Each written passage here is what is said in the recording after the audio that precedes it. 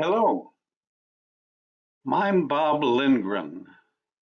For almost 50 years, I've been a staff member of the Printing Industry Associations, first in Chicago and then in Los Angeles. For those decades, I've worked with the management problems of hundreds of firms in our industry. And thinking back on that period, I am totally amazed by the disaster that we are currently experiencing. There has never been a period during that nearly half a century that I can remember where sales have dropped so far and so rapidly for so many firms. The advent of the COVID virus has simply decimated a very substantial portion of our industry. If your sales are off 40 to 60 or perhaps more, you have a life-threatening problem and you have to do something about it or your business is over. To see why that is, we ought to think about how every business really works. Every firm has both operating and overhead expenses. Operating expenses include factory wages, materials, buyouts, commissions. If sales are down, so are operating expenses. In fact, operating expenses and sales travel up and down in about the same direction and speed. On the other hand, overhead expenses, which include the cost of equipment, the plant, and the front office, don't do that at all. That's the problem. They mostly stay constant. That's the reality that will destroy your business. Contribution is the key. Contribution is simply sales minus operating expense. If contribution is greater than overhead, you're fine and you'll continue to live. If contribution is less than overhead, you're on the way out, unfortunately. Sales are now off dramatically for many firms. The result is large losses, overhead costing more than contribution.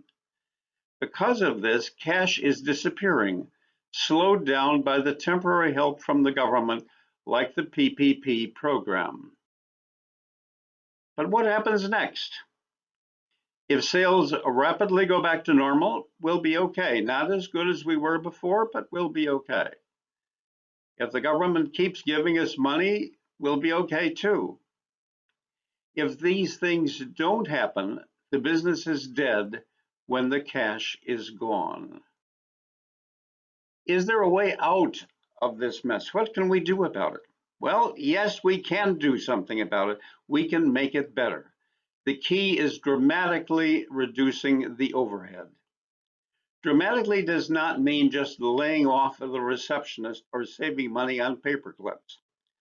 What's really needed is to make the plant and equipment and front office disappear. But that's crazy. How then do you run a printing business without them? The way forward is consolidation. Because most printers run only a single shift, or perhaps with a partial second as well, that means that putting the two of them together lets one of them do the work of two with just the overhead of one.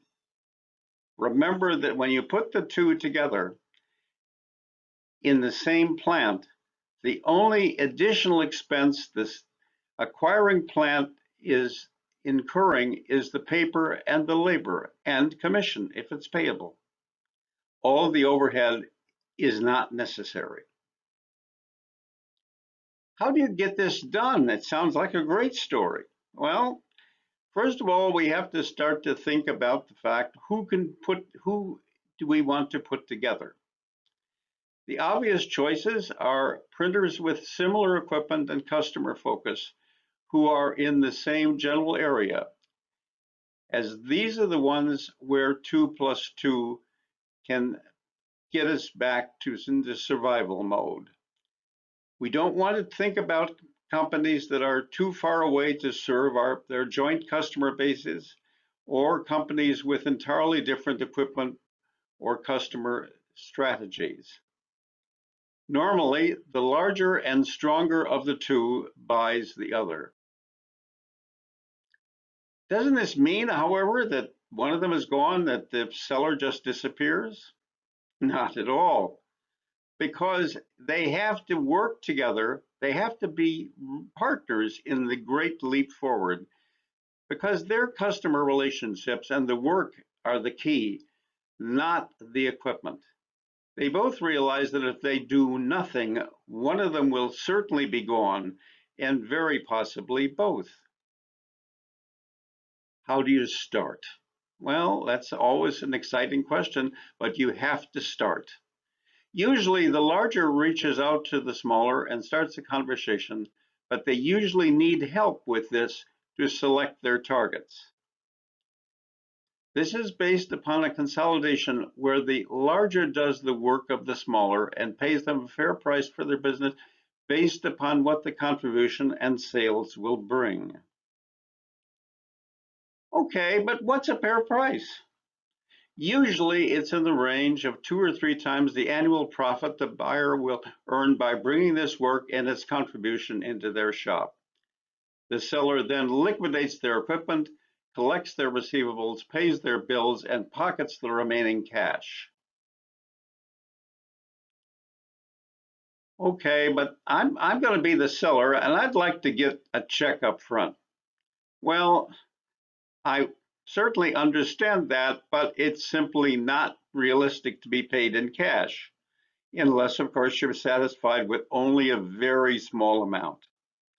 The reality is that both parties are dealing with the future, which neither can guarantee. Neither buyer nor seller can guarantee that the sales that they plan on having are going to be there. They can't guarantee that the customers are continuing to buy. That's the problem. And because of that extraordinary level of risk in the transaction, and by the way, while the transaction is risky, doing nothing is riskier. Normally, the seller receives 5 to 15% upfront in exchange for a covenant not to compete and start another printing business. The balance is based upon a percentage of sales from the seller's customers for a period of time. Obviously, if they're able to grow the combined business, that number will be bigger than they originally were planning, and that's fine. If it doesn't work out, then the participants get paid for what actually happens. If the seller continues to be active in the business as a manager or salesperson or production person, they will receive fair compensation for their services. How does the seller fit into this picture? Well, actually, the seller is critical to this story. It won't actually work unless the seller is committed to work with their customer base and continue to grow it. Both parties have to be totally committed to future success. This isn't some sort of free lunch. It is an opportunity to press forward and build. If this commitment isn't there, the deal will hurt both of them. How do I make this happen? You can, of course, do it on your own, but it's easier and safer if you have experienced professional help. Bob Lindgren, that's me, a principal of the Management Guys, a management consulting firm in our industry, has spent a lifetime in our industry and can work with you to make this life-saving win happen by reaching out to potential buyers and then helping them create a fair deal for both. Just give me a call at 818-219-3855 or email bob.lindgren815 at gmail.com.